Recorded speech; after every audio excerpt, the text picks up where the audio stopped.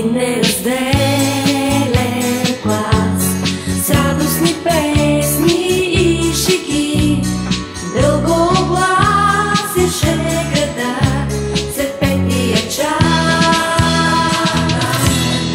Един неразделен клас с общи тревоги и мечти чертаеше своя път и вярвахме всички до един, че ни чакат само празници, че ще е безпределно времето пред нас. Къде останахме чудни вечери, без брой желания неизречени?